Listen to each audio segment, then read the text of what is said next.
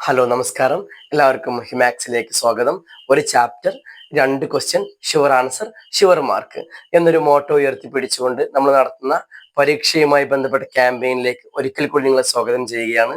ഇന്ന് നമ്മൾ ചർച്ച ചെയ്യുന്നത് +1 ഹിസ്റ്ററിയിലെ 2ാമത്തെ ചാപ്റ്റർ ആയിട്ടുള്ള എഴുത്തുവിദ്യയും നാഗരികതയും എന്ന് പറയുന്ന ചാപ്റ്ററാണ്. ഇവിടെ നമ്മൾ കൂടുതൽ ചർച്ച ചെയ്യുന്നത് മെസപ്പൊട്ടോമിയൻ സംസ്കാരത്തെ കുറിച്ചാണ്.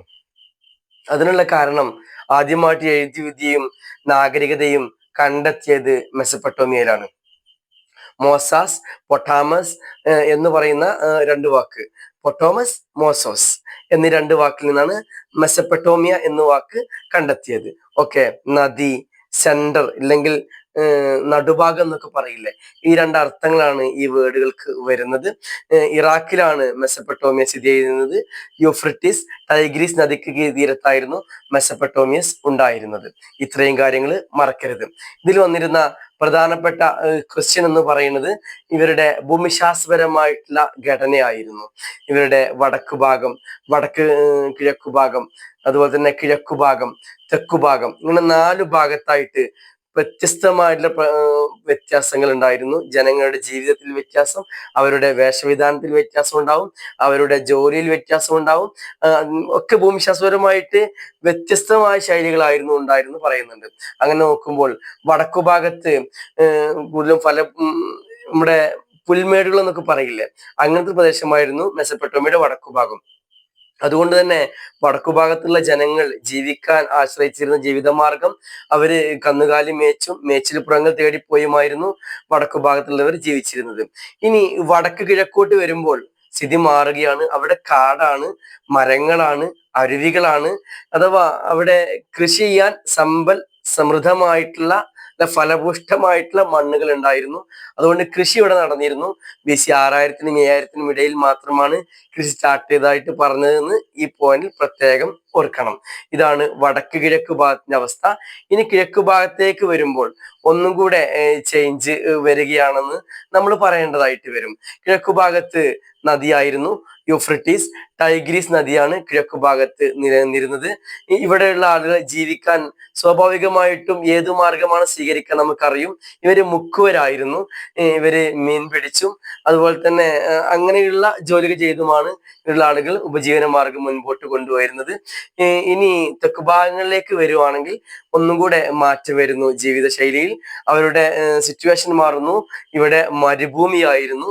പക്ഷേ യൂഫ്രട്ടീസ്, ടൈഗ്രീസ് നദിയുമായി ബന്ധപ്പെട്ട് ഉണ്ടാവുന്ന എക്കൽ മണ്ണ്, ആ എക്കൽ മണ്ണ് കൊണ്ട് ഈ മരുഭൂമി സമ്പൽ സമൃദ്ധമായിരുന്നു എന്ന് പറയുന്നുണ്ട്. നാഗരിക ജീവിതവും എഴുത്തുവിദ്യയും ആദ്യമായിട്ട് സ്റ്റാർട്ട് ചെയ്തത് ഈ മരുഭൂമിയിലാണെന്നും പറയപ്പെടുന്നുണ്ട്. ഇതാണ് മെസപ്പൊട്ടോമിയൻ സംസ്കാരത്തിന് അല്ലെങ്കിൽ അവരുടെ ഭൂമിശാസ്ത്രപരമായ ഘടന എന്ന് പറയുന്നത്. 4 ഭാഗത്തും 4 രീതിയിലുള്ള പ്രത്യേകതകൾ ഉണ്ടായിരുന്നു. അവരുടെ ജീവിതശൈലിയെ, അവരുടെ വസ്ത്രധാരണത്തെ, അവരുടെ കൾച്ചറിനെ ഒക്കെ ഇത് സാരമായി ഈ 4 വ്യത്യാസങ്ങൾ ബാധിച്ചിട്ടുണ്ടാവും. അത് പറയാനുള്ള കാരണം, നമ്മളിവിടുത്തെ അതേ ജീവിത രീതി അല്ലല്ലോ കാശ്മീരിൽ ഉണ്ടാവുക. രണ്ടിടത്തിലെ വ്യത്യാസം എന്താ? ഭൂമിശാസ്ത്രപരമായ വ്യത്യാസവും അതോടൊപ്പം തന്നെ എന്ത് വ്യത്യാസം?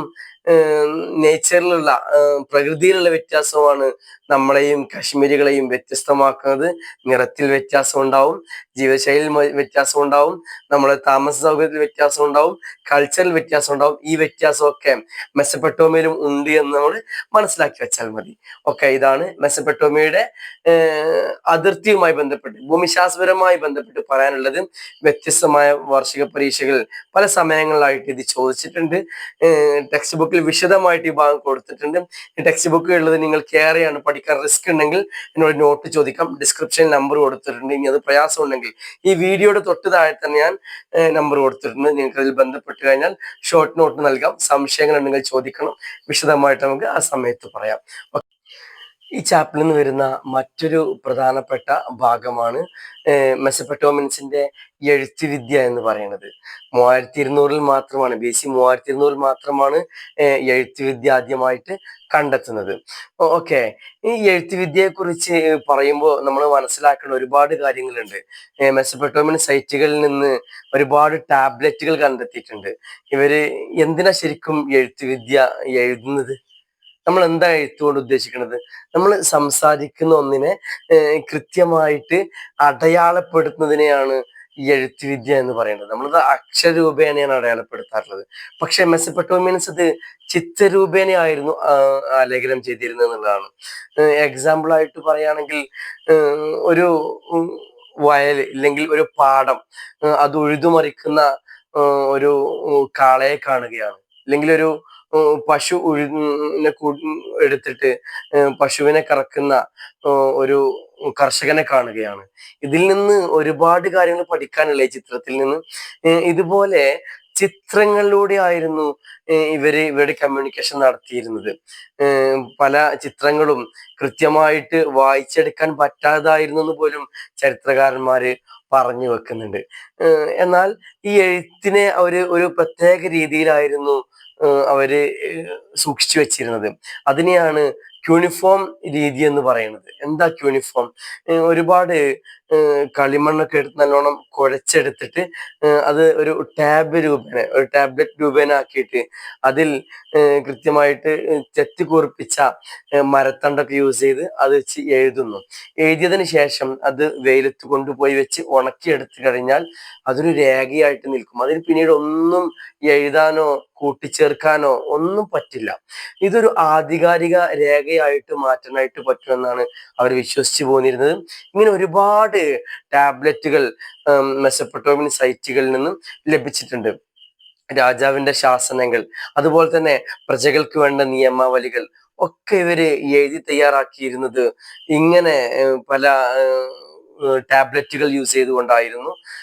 ഇതാണ് പ്രത്യേകിച്ച് വളരെ എടുത്തു പറയാനുള്ള ഇവിടെ എഴുത്ത് രീതി എന്ന് പറയുന്നത്. രണ്ട് ഭാഗങ്ങളിൽ നിന്നാണ് ഈ ചാപ്റ്ററിന് ക്വസ്റ്റ്യൻ വരുന്നതെന്ന് പറഞ്ഞു. ഒരു ഭാഗം ഇവരുടെ ഭൂമിശാസ്ത്രപരമായിട്ടുള്ള ആ ഒരു പ്രത്യേകതകളെ കുറിച്ചാണ്.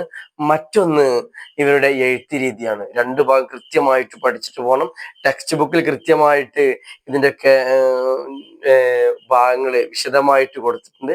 ഇനി അത് ഒരുപാട് പഠിക്കാനുണ്ട്. അത് കഴിയില്ല എന്നുണ്ടെങ്കിൽ ഞാൻ എൻ്റെ നമ്പർ ഇതിൽ കൊടുത്തിട്ടുണ്ട്, നിങ്ങൾ അതിലേക്ക് കോൺടാക്ട് ചെയ്യാം. ഡിസ്ക്രിപ്ഷൻ നമ്പർ കൊടുത്തിട്ടുണ്ട്. നിങ്ങൾക്ക് ചെറിയ ഷോർട്ട് നോട്ട്സ് തരാം, അത് വെച്ച് പഠിക്കാം. സംശയം നിങ്ങൾ ചോദിക്കാം, നിങ്ങൾക്ക് അതിലൂടെ ഡൗട്ട്സ് ക്ലിയർ ചെയ്യാം. ഓക്കെ, മറ്റൊരു ക്ലാസ്സുമായിട്ട് വീണ്ടും വരാം. Okay, thank you.